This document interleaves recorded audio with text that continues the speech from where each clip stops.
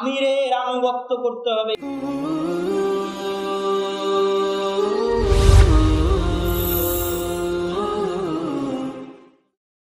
এটাই হচ্ছে সেই যেটা জামাতবদ্ধ জীবন যাপন। জামাতবদ্ধ থাকতে হবে। জামাত থেকে দূরে চলে গেলে, এক বিঘত দূরে চলে গেলে ইসলাম দূরে চলে যাবে, এই সেই জামাতবদ্ধ। আমিরের আনুগত্য করতে হবে, এই সেই আমির যার আনুগত্য করতে হবে। আনুগত্য করছে না, ও বাগী, ওকে হত্যা করতে হবে, এই ক্ষমতা আবু বকর রাদিয়াল্লাহু তাআলা আনহুর আছে। জামাতের কথা বলতে গিয়ে সালাতের মধ্যে একটা কথা ছুটে গেছে, যে আজকে আমাদের যুবক সমাজের কথা কেন সালাতের কথা বললাম, ওই সময় একটা হাদিস বলতে ছুটে গেছে।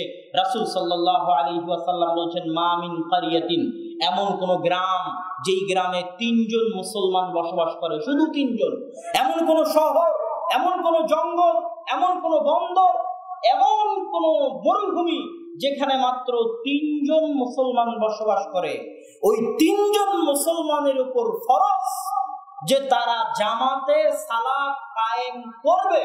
ইল্লাস্তাহওয়াদা আলাইহিমুশ শাইতান, যদি তারা জামাতে সালাত কায়েম না করে, শয়তান তাদের উপর হামলা করবে।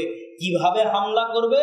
যেমন নেকড়ে পালবিহীন ভেড়ার উপর হামলা করে, নেকড়ে যেমন পালবিহীন ভেড়ার উপর হামলা করে, জামাত বিচ্ছিন্ন এই মানুষগুলোর উপর শয়তান হামলা করবে।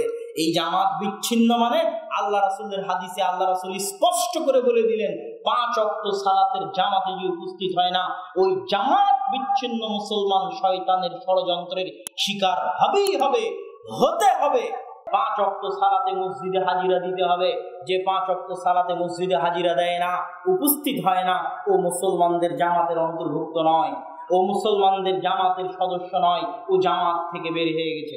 খলিফাতুল মুসলিমিন চাইলে ওকে হত্যা করতে পারে জামাতে উপস্থিত করার জন্য, জামাত কায়েম করার জন্য।